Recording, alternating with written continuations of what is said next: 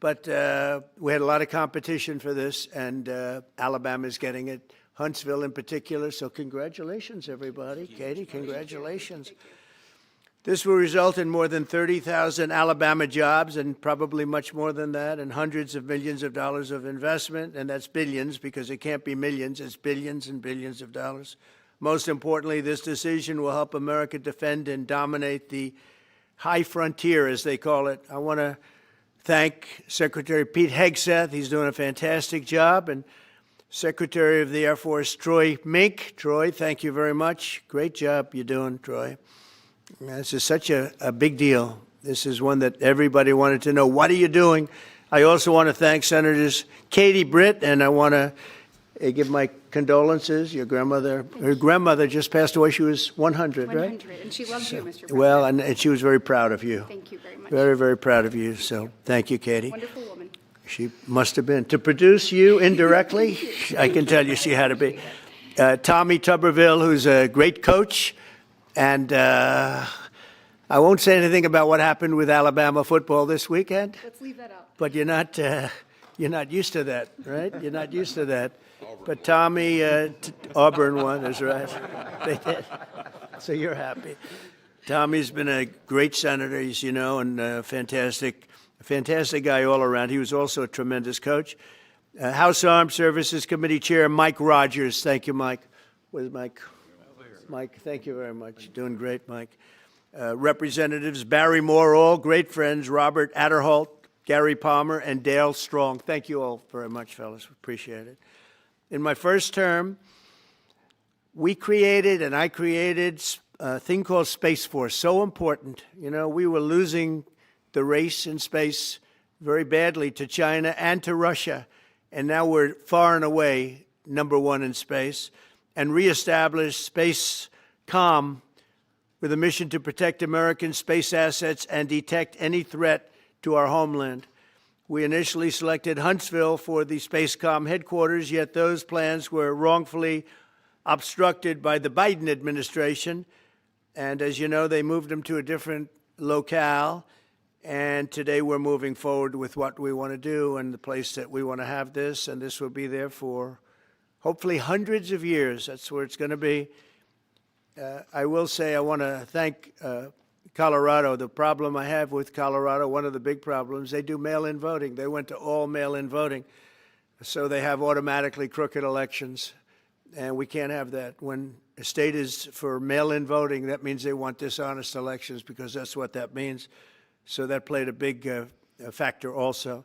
In Huntsville, SpaceCom will play a key role in building the Golden Dome, as you know. That's going to be a big thing. Everybody wants to be a participant in it. Missile Defense Shield, we're going to be having a Golden Dome that the likes of which nobody's ever seen before, the finest, the best. And by the way, Canada called. They want to be a part of it, and that'll be great. But Canada wants very much to be included in that, and we're going to work something out with them, I hope. It will also ensure that our technological capabilities, of which we're way ahead of anybody else, there's nobody close, remain unmatched long into the future. So I'd like to ask Secretary Hegseth to say a few words. He was very much a part of it. And really, everybody behind me was. Every one of these people would call me and lobby me. I said, Katie, I don't want to talk to you anymore. I know what you want. She said, that's right, sir. That's what I want. And they got their way. So I just want to congratulate. These are really special people. They're politicians in many ways, but they're great patriots, I think even more so than politicians. So they fought very hard to get it, and it's an honor to give it to Huntsville. Pete, say a few words, please. Thank you, Mr. President. As usual, right place, right time, for the right reason. In your first administration, you established the Space Force at a time when we knew we had to be looking to that domain of space. You also reestablished SpaceCom to ensure that priority was put in place, and you, through the Air Force, independently identified that Huntsville, Alabama was the right place to put it. For other reasons, in the next administration under Biden, they decided to move it somewhere else. Well, during that time, the DoD Inspector General, the Government Affairs Office, they did their own assessments, and where did they say SpaceCom should go? Huntsville, Alabama. So what you're doing today, Mr. President, is restoring it to precisely where it should be based on what the Space Force, the Air Force, your leadership believes will give us strategic advantage in the future. That is Huntsville, Alabama. We are way ahead in space, but this will ensure we stay leaps and bounds ahead because that's the most important domain. Whoever controls the skies will control the future of warfare. And Mr. President, today you're ensuring that happens. Thank you. Thank you very much. Katie, would you like to say something? Mr. President, we are grateful for your leadership on this and restoring Space Command to its rightful home in Huntsville, Alabama. This delegation has worked together, both chambers, both parties, to make sure that Huntsville was the place that Space Command called home. As was mentioned, obviously the Biden administration chose to make this political. What we want to do is put the safety and security of Americans first. We want to make sure that our warfighter is put first, and we want to make sure that America continues to lead. And today, Mr. President, you've allowed that to happen. Thank you. Thank you very much. Tommy, please. Yeah, thank you. Thank you, Mr. President. This is a great day for our country, not just for our state of Alabama. We need help in our military. We need to catch up. And as Secretary has said, we're not behind in space, but we know where we're at, and we need to expound on that. Now, this move will save the taxpayers $480 million. It's not going to cost more. It's going to cut $480 million. We have the plans intact. It'll be behind a secure wall in Huntsville, Alabama, at Redstone Arsenal. We have 40,000 people there. We have the FBI there. We have missile defense there. We have NASA, Blue Origin, and SpaceX. It is the perfect place for Space Command. I would tell you today, and I've spoke with the President for the last 3 or 4 years about this, if I thought it needed to go somewhere else because I understand the security of our country, I'd be for that. But the best place for Space Command is Huntsville, Alabama, because what we have and what it means to this country is going to be so important. So thank you, Mr. President, for this, and we look forward to building a huge Space Command and having the Donald J. Trump Space Command Center in Huntsville, Alabama. Hear, hear. JD, would you like to say something? Sure. Well, Mr. President, thank you. I'll be very brief here. I lobbied the president hard to put it in Ohio, but he said these people behind us, these Alabamas, are just too powerful and too persuasive. And so it's in Alabama, but as Tommy said, this is exactly the right place for Space Force and Space Command. I think Americans ought to appreciate it and ought to appreciate the fact that you can't win the battle of the future unless you control the skies. The cyber security, the communications, the entire infrastructure of the battle in the 21st century will be in space. So it was a visionary move in the first administration for the president to set up Space Force, and I think an equally visionary move to make sure that Space Force is right where it should be in Huntsville, Alabama. Thank you, sir. Thank you very much. Gentlemen, anybody want to say anything? Would you like to say? Mr. President, another promise made, another promise kept. You think about it, Redstone Arsenal is critical to national security. The president said when you were the 45th president, let's do what's right for national security. And today, that's exactly what we're doing. It's not because of this or that. It's because it's right for national security. You think of the 21 categories that were evaluated to determine what was best for national security. All indicators pointed back to Huntsville, Alabama, and Redstone Arsenal. We have the right people at the right place at the right time. Mr. President, on behalf of the people of the 5th Congressional District and all of Alabama, thank you for keeping your word. Absolutely. Thank you very much. Anybody? Let me just say, Mr. President, I want to say thank you. And thank you for doing this because it was the right thing to do. When they looked at all the numbers, Huntsville was the place to go, and like you say, it was unfortunately pulled out, but you made it right. So I want to just say thank you again for a grateful nation, and to the state of Alabama, we're very grateful. Thank you, and God bless. Thank you. Thank you very much. Mike, please. Go ahead. Thank you, Mr. President. Throughout history, militaries has always understood that whoever could hold the high ground held the advantage. Space is the ultimate high ground. And what we're doing with moving the Space Command to Huntsville is absolutely critical to our maintaining dominance in that sphere. And it goes hand in hand with what we're trying to do with the Golden Dome and missile defense to defend against anyone else who tries to enter that sphere. So thank you, Mr. President. Thank you very much. Please, go ahead. Thank you, Mr. President. And obviously, national defense is a huge issue. And when you look at the scores, Alabama was #1, and for political reasons, it was moved out of our state. But, Mr. President, thank you for making priorities the defense and the warfighter and the safety of this nation. And in the big, beautiful bill, that Golden Dome will be built in Huntsville, Alabama, and we're grateful for that. Thank you. Listen, as chairman of the Armed Services Committee, I care very much about what's most important for our national security. And the President held a nationwide competition to determine where we should have this command. If y'all remember, at the end of that competition, where Alabama came in first, there was a lot of complaints from the other states who did not place well. He said, we'll do it over with new criteria to accommodate your concerns. Alabama came in first in that second competition. His Secretary of the Air Force reviewed the results, said it was fair, and the President named Huntsville.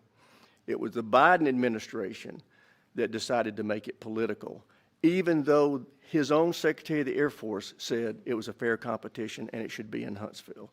So I want you to know I appreciate this President standing up and being strong and saying he's going to make this right and put it where it rightfully belongs, and that's Huntsville, Alabama. Thank you very much. Good job. So thank you all very much.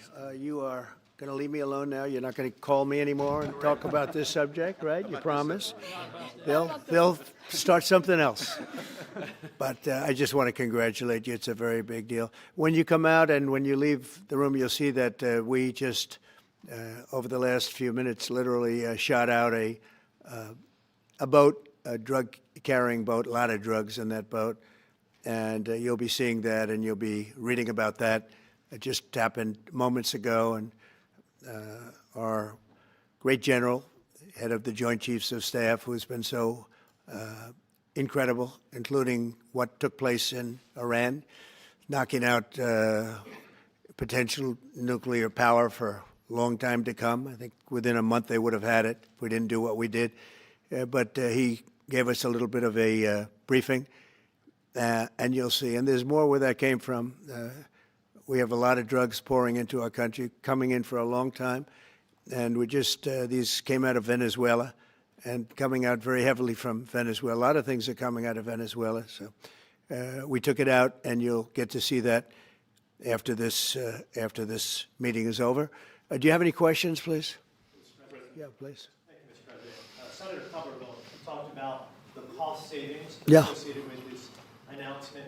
Can you talk about the strategic benefits by having Space Force Command headquartered in Huntsville? Well, it just works because we have so much else there. And having a central, you could call it a central command, but it really is a command station. Also, even locationally, where it is, and when you think about flying distances, if you can save a half an hour as fast as some of these planes go and things go, and even the rockets go, if you can save by having the best location. So we went out, as you know, to experts, and we had 4 different groups of experts. They all said this was the best location. I also loved it from the standpoint, I know the people of Alabama, they are great people, work hard, and there's no games, and they're very proud of it. And I would say they fought harder for it than anybody else also. A lot of states, 5 states really wanted it, but they wanted it more. And I kid you not when I say that these people, they spoke to me a lot. That's all they wanted to talk about. They didn't want to talk about the weather. They only wanted to talk about moving to this location, moving to Alabama, Huntsville in particular. So we're honored to do it. They really wanted it badly, and they got it. Peter? President Trump, something completely different, but about a big viral social media trend over the weekend. How did you find out over the weekend that you were dead? You see that? No. People didn't see you for a couple days. 1.3 million user engagements as of Saturday morning about your demise. Really? I didn't see that. You know, I have heard, it's sort of crazy, but last week I did numerous news conferences, all successful. They went very well, like this is going very well. And then I didn't do any for 2 days, and they said, there must be something wrong with him. Biden wouldn't do them for months. You wouldn't see him. And nobody ever said there was ever anything wrong with him, and we know he wasn't in the greatest of shape. No, I heard that. I get reports.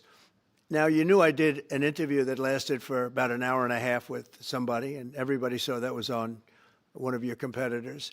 I did numerous shows and also did a number of truths, long truths, and I think pretty poignant truths.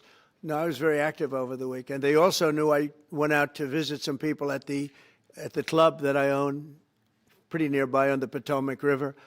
And no, I've been very active actually over the weekend. I didn't hear that one. That's pretty serious stuff. I'm glad it's. Well, it's fake news. You know, it's just it's so fake. That's why the media has so little credibility.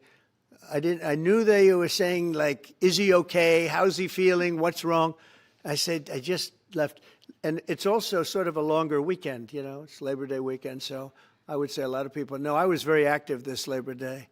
I had heard that, but I didn't hear it to that extent. Go ahead, Peter. Something else. We know that this country has a huge problem with school shootings. You have said that you're open to sending the National Guard pretty much anywhere. Would you ever consider sending an armed National Guardsman to every school?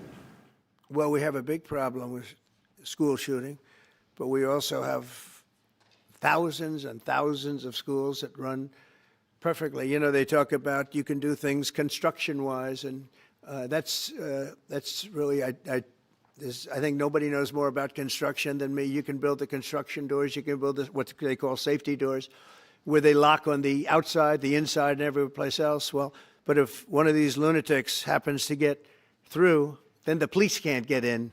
Then they're looking for keys all over the place, and it takes a lot of disadvantages to doing, spending billions and billions of dollars and actually making it safer in some way for some of these lunatics that we're dealing with. But I don't think so. I've thrown out the concept. We have great teachers that love our children. The parents love the children. Teachers love the children too. And if you took a small percentage of those teachers that were in the military, that were distinguished in the military, that were in the National Guard, et cetera, and you let them carry, that's something that a lot of people like. I sort of liked it. It'd have to be studied, but they're trained. They know about weapons. You can't do it with every teacher because most teachers don't know, but I always thought that would be an alternative. But it just, we've had a lot of instances. Other countries have also. They have different kinds of problems than we have, but we do have, there's something going on, and it's a bad thing. Yes, please. Have you spoken with President Putin in the past week? Have you spoken with President Putin in the past week? Yeah, I don't want to, I have learned things that will be very interesting. I think in the next few days you'll find out.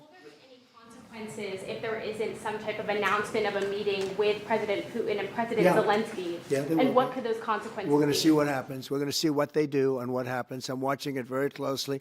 Last week they lost 7,000, between the two countries, 7,313 soldiers, to be somewhat exact, for no reason whatsoever.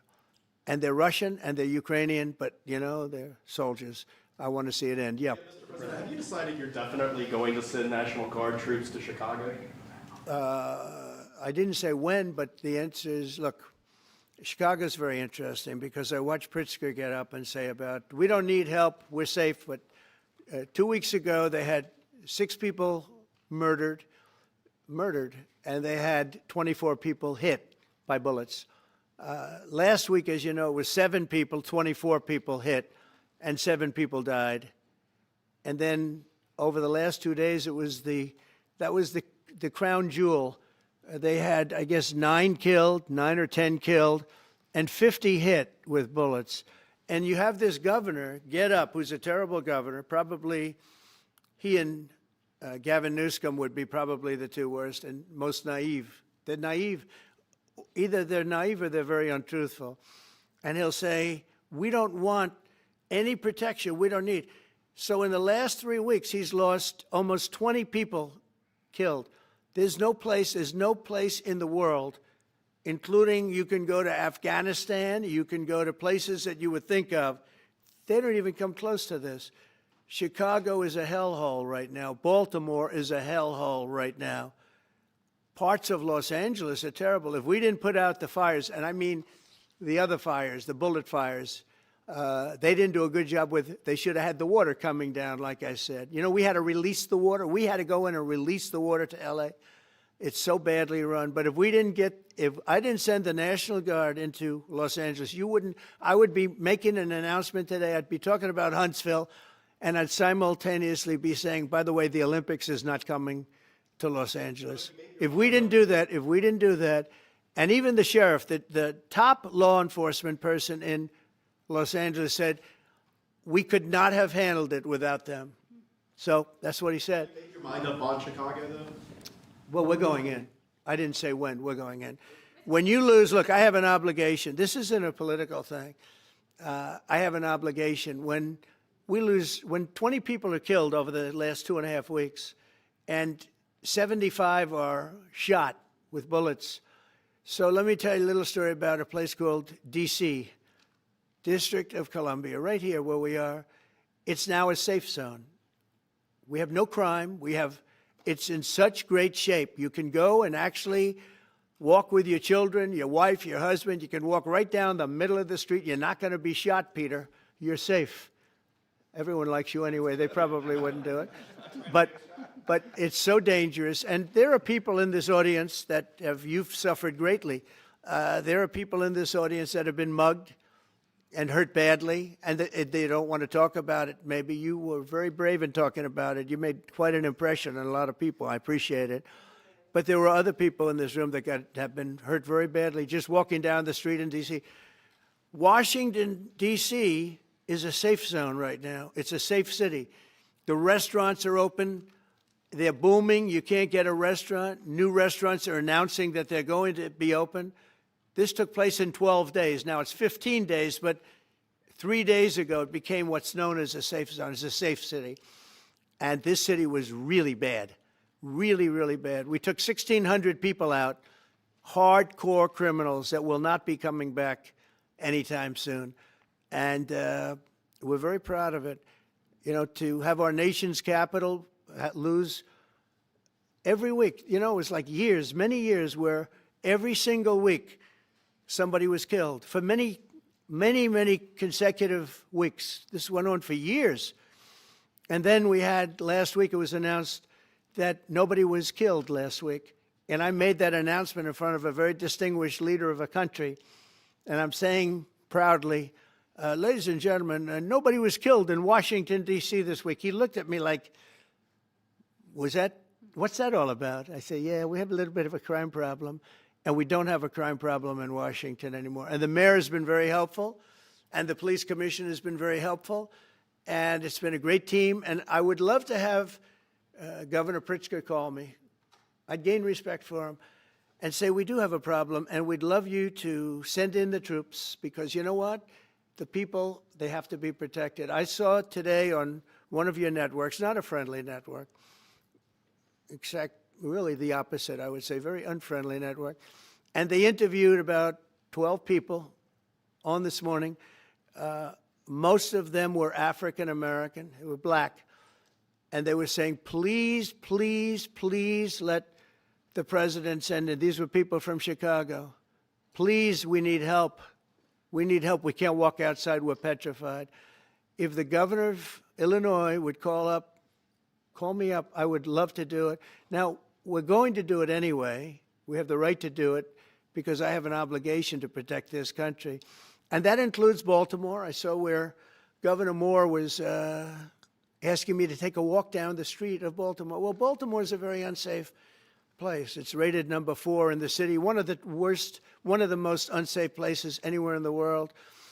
But, you know, we took care. This was a beautiful thing that happened in Washington because we showed that it could be done. And this wasn't just sending big, strong guys, and they are big and they are strong. You know, we had a great decision from the Supreme Court that had to do with sort of talent. It had to do with you are put down based on merit. You can hire based on merit.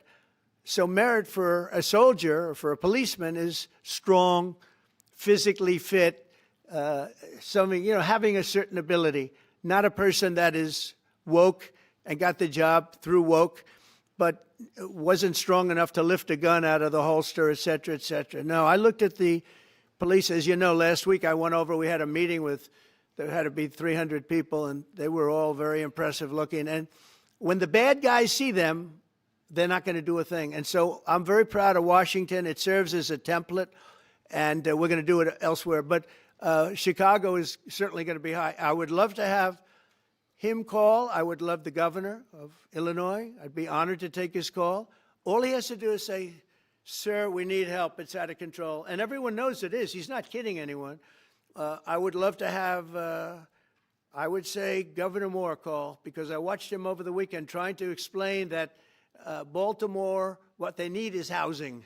No, they don't need housing. They need to get rid of the criminals. These are hardcore criminals. You know, we took many people off the streets of Washington, D.C. They're hardcore. They're not going to be good. In 10 years, in 20 years, in 2 years, they're going to be criminals. They were born to be criminals, frankly. They were born to be criminals, and they're tough and mean, and they'll cut your throat, and they won't even think about it the next day. They won't even remember that they did it.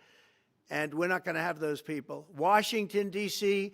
is now a safe zone. It's a safe place, and you can walk, Katie, you can walk right down the street with, by the way, one of the biggest human beings I've ever seen, which is her husband. He was a football player for like 11 years in the NFL. He's a big person. But big doesn't mean anything when they have guns and when they have knives and everything else that they have, right? But you can walk right down the street, even by yourself, and you're totally safe. Washington, D.C. is a great thing. Yes, ma'am, please. Mr. President, as you're calling on Democratic leaders across the country to work with you on crime, do you see your efforts here in D.C., including, for example, working with Mayor Bowser here as a model for bringing more bipartisanship in matters not only with crime, but also issues that matter to everyday American people's lives? So Mayor Bowser's been great. She could have taken the thing, oh, well, and then after I clean it up, they'll take credit for it. You know what they do is they take credit. Like, we cleaned up Los Angeles. We did a great job there. And it was overwhelming what was going on. And again, the police chief made a statement that we could not have done, there's no way they could handle it. You saw what was happening out there. It was going to be a disaster. We stopped it cold. If we didn't do that, would have been a very sad day. And you know, remember, we have the Olympics, we have the World Cup, we have all these things coming, and we have 250, all of these things coming.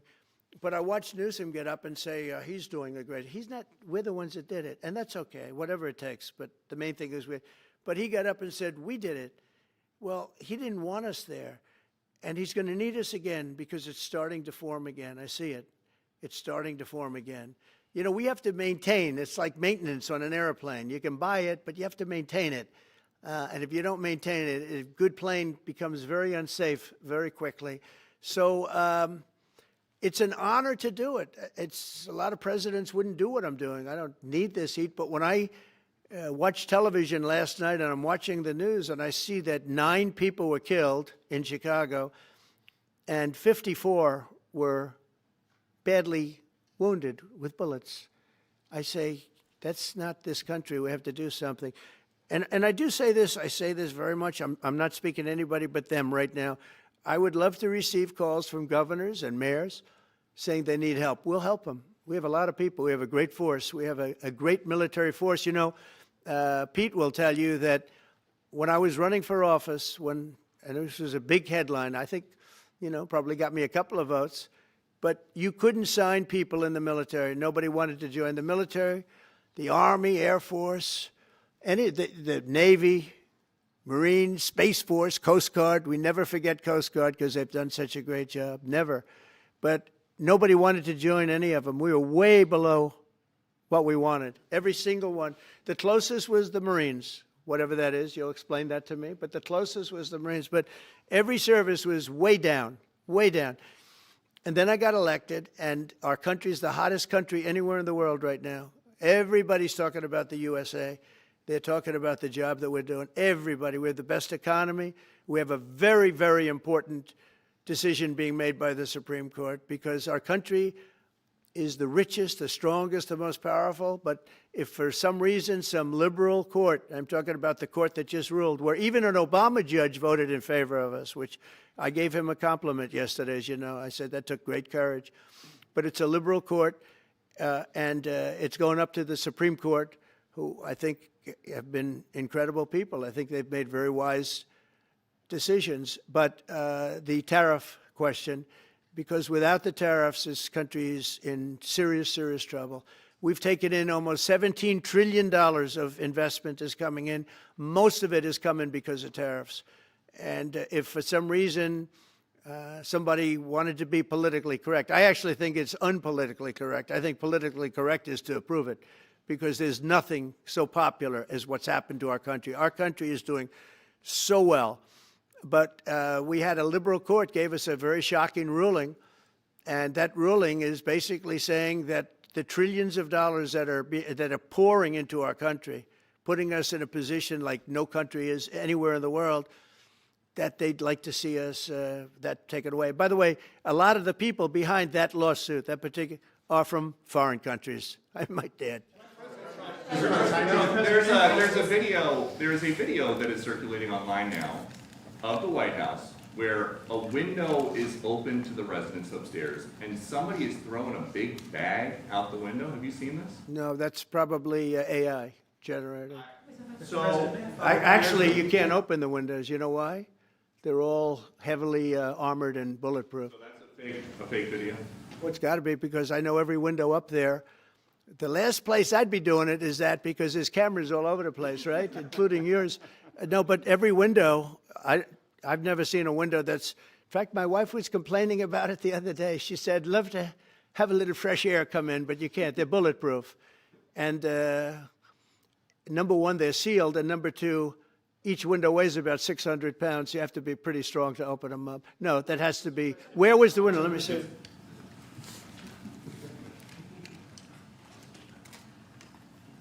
Maybe from the renovations? Which is the window? It looks like this is on the 15th Street side, I think. Yeah. So right here.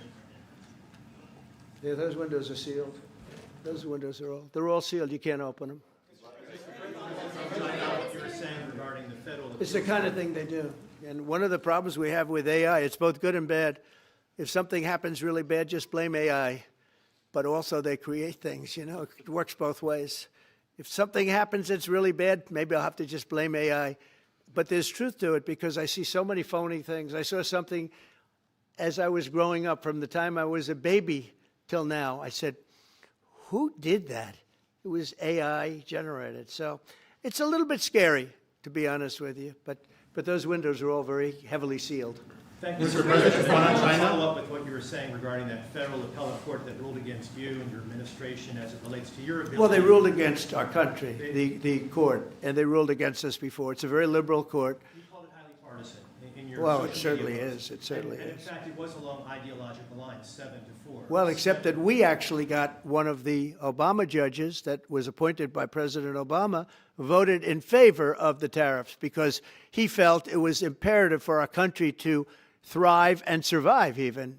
And I gave him credit. I said, you know what? That took a lot of courage for him to do it, because you don't see that often. So my question is, I suspect you're going to appeal that all the way to the Supreme Court. Well, we already have, yeah. In fact, we're doing something else. We're going to be going to the Supreme Court, we think, tomorrow, because we need an early decision. I mean, look, the financial fabric of our country, we're a rich, incredible country right now, and we're able to, you know, other countries use tariffs on us for years, and we never did.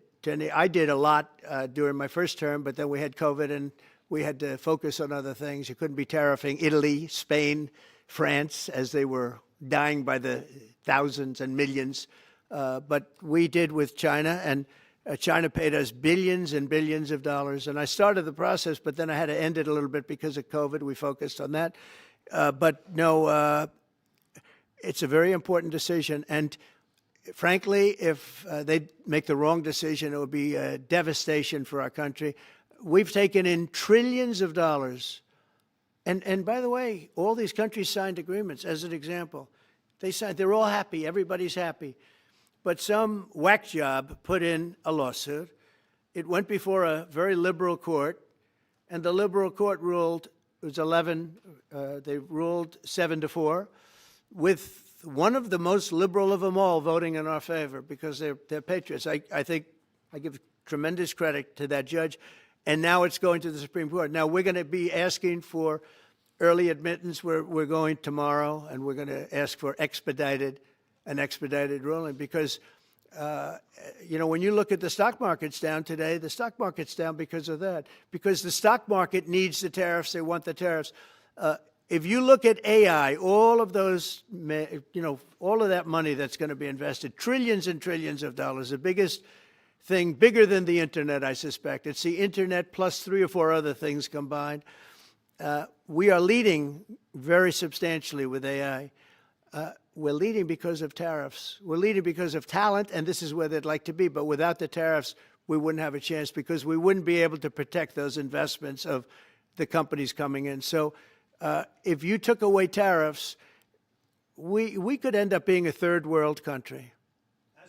That's how big the ruling. So we're asking for an expedited ruling. As a backstop to that, President, you have a Republican-controlled Congress. You control the House. You control the Senate. Yeah, but we don't have 60 votes. We don't have 60 votes. I'd love to do that. Oh, if we had 60 senators, if we got the 60 votes, we would get them. But we need 60 votes, and we need, a certain number in the House. I think we'd get, I don't know, we have about 5 of them here. Would everybody agree with me on tariffs? Without tariffs, we're a different country. We have taken in so much money. And here's the thing. We signed a deal with Japan. They're paying us hundreds of billions of dollars. We signed a deal with South Korea. We signed a deal with the European Union. We signed a deal with Europe. And those countries are paying us $950 billion. And they're happy about it. They're okay. As one of them said, it's amazing that we got away with it so long. One of my friends, a leader of one of the countries, and they're fine with it. They all signed. If that ruling ever went against us, I guess we'd have to give back hundreds of billions. We would have to give trillions and trillions of dollars back to countries that have been ripping us off for the last 35 years. And I can't imagine it happening. On a legal basis, they have no legal basis whatsoever. But on a common sense basis, it would destroy America. Okay. We talked about controlling the sky.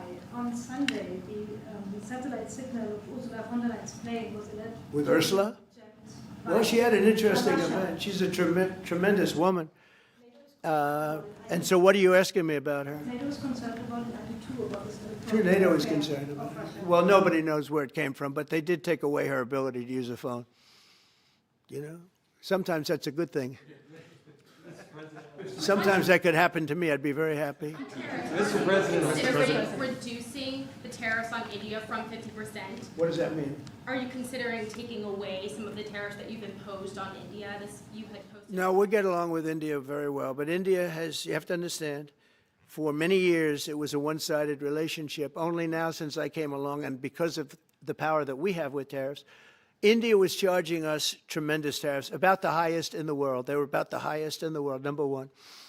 And we, therefore, weren't doing much business with India, but they were doing business with us because we weren't charging them. Foolishly, we weren't charging them. So they would send in massive, everything they made, they'd send it in, pour it into our country. Therefore, it wouldn't be made here, which is a negative. But we would not send in anything because they were charging us 100% tariffs. And, I'll give you an example, Harley Davidson. Harley Davidson couldn't sell into India. There was a 200% tariff on a motorcycle. So what happens? Harley Davidson went to India and built a motorcycle plant. And now they don't have to pay tariffs. Same thing as us. So what we're doing is literally thousands of companies are coming into the U.S., car companies, AI, but, more traditionally, car companies. We have so many car company factories under construction or being designed right now. And they're coming from China, they're coming from Mexico, I must tell you, and they're coming from Canada, a lot of them coming from Canada. But they're coming into our country because they want to build here. And they want to build here for 2 reasons. Number one, they'd like to be here. And number 2, the tariffs are protecting them. And number 3, they want to avoid paying tariffs. When they build their cars here, they don't have any tariffs to pay. When you build here, you don't have any tariffs. Mr. President, Go ahead, in light of the Minnesota shooting last week, the Department of Homeland Security is now awarding more than $100 million to hundreds of faith organizations across the country to help them ramp up security. What's your vision for further protecting religious liberty across the country amid incidents of threats and So violence? religious liberty is so important, and we're talking about every religion now, and we're doing things on that nobody else has ever done, and we're going to be having a big announcement in about 2 weeks on that question. Yeah, please. On Space Command, sir, are you concerned that people may not be willing to relocate from Colorado to Alabama? No, I'm not worried. We'll get somebody else. I mean, the problem with Colorado is they have a very corrupt voting system. Look, I have so many friends in Colorado. Anytime you have mail-in voting, you have corrupt elections. Very simple. It's very simple. Even Jimmy Carter said it with his commission. They set up a commission with him and Scoop Jackson and some people, highly regarded people.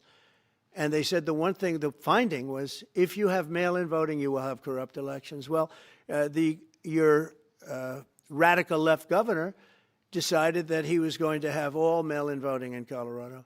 Once you have all mail-in voting, and for whatever reason, the Democrats cheat. And they cheat like, they're not stupid. That's the only thing. They're no good on policy. They're no good on management. They're no good at government. But they're great at cheating. And they stick together, too.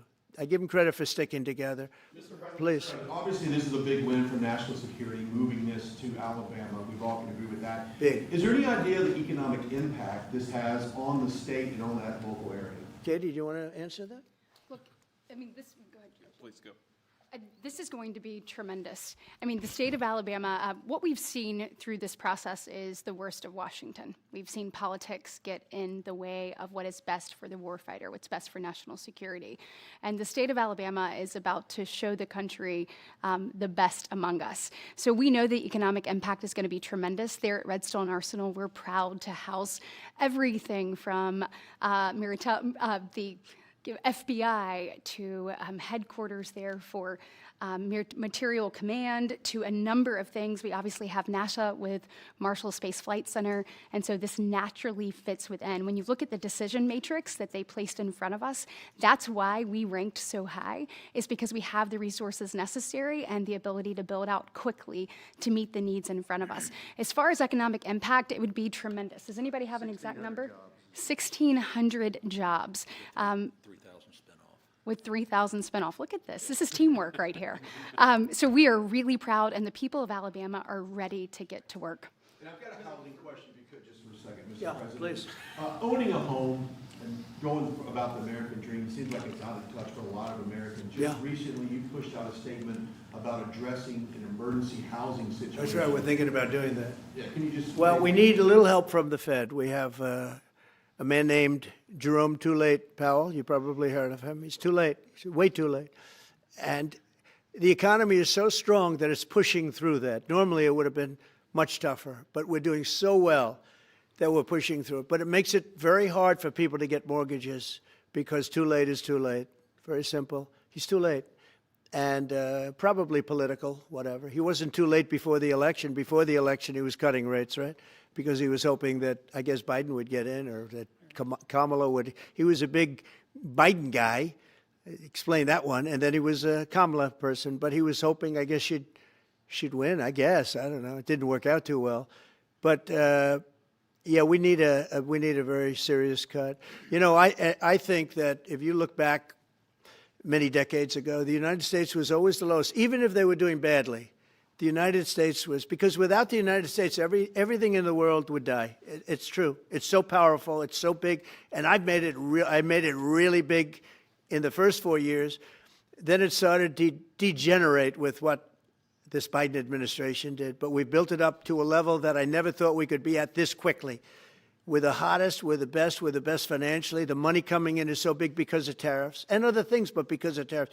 Tariff gets us even those other things. Plus, it gets us great negotiating. I settled 7 wars, and numerous of those wars were because of trade. And numerous of the trade deals that I made were because of tariffs. It gives you a great negotiating ability. If that ability were taken away from us by a liberal court acting on essentially foreign nations, asking to get help from the United States government, when they've been doing this to us for 40 years, that's why we have $38 trillion in debt. We won't have it for long if they let us if they allow us to do what everybody knows we should be able to do. Yeah, please. Mr. President, another Biden-era action that you're now reversing is that you signed a deal last week to make federal buildings adopt and embrace classical architecture styles again. Can you talk to us about why you do that, and also what's your vision? Well, we want to see beautiful buildings. Now, you know, it's in the eye of the beholder. I've seen architectural reviews over the years. I'm an expert at it. I've gotten a lot of great reviews. But I've seen buildings that I didn't think were very good get great reviews, and I've seen great buildings get bad reviews. So, but it's just a standard. We want to have a good standard. We're building something here. You know, for 150 years, they wanted a ballroom at the White House. We're doing something at the highest level, using great architects and all. And, you know, it's very exciting. But we have a lot of interesting things happening architecturally in D.C.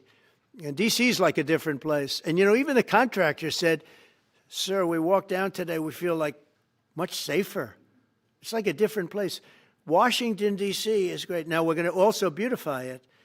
We're going to put a topping on the roads. We're not going to rip them apart and take 4 years to build a road that was exactly the same by the time you build it. But we're going to put toppings. We're going to put new medians in. We're going to get the graffiti off. We're going to put tiles up in the tunnels where the tiles are missing. We'll do the whole tunnel instead of, you know, a little area where you see new tiles, old tiles that never look too good. But they could use it. You know, they've been up for 50 years. They've served their duty. But we're going to make this within about a 20-mile radius from the White House. We're going to have this place spick and span. It's going to be crime-free, and it's going to be spick and span. It's going to be, you'll be proud of Washington again. Go ahead, please. Sir, China's having a massive military parade that President Putin and Kim Jong-un will be attending. Do you interpret that as a challenge to this? And are you concerned at all about those countries trying to be some sort of counterweight? Not at all. China needs us, and I have a very good relationship with President Xi, as you know, but China needs us much more than we need them. No, I don't see that at all, no. One more. And I had actually a very good meeting with President Putin a couple of weeks ago. We'll see if anything comes out of it. If it doesn't, we'll take a different stance. One March today in California ruled that your deployment of National Guard troops to Los Angeles was illegal. Do you have any response? Well, it was a radical left judge. But very importantly, what did you not tell me in that question or statement that you made? Pretty much of a statement, I think. Well, I was asking for your response. No, you didn't say what the judge said, though. The judge said, but you can leave the 300 people that you already have in place. They can continue to be in place. That's all we need. But why didn't you put that as part of your statement? Because the same judge ruled exactly as you said, except the judge said that you can leave the 300 people that you already have in place. They can stay, they can remain, they can do what they have to do. Thank you very much, everybody. We appreciate it. Thank you. Thank you. Thank you very much. Thank you, guys. Thanks, press. Thank you. Thank you. Let's head out. Let's go, guys. Thank you. Thanks, press. Thanks, guys. Let's go. Let's go. Keep going. Thanks, guys. Thank you, press.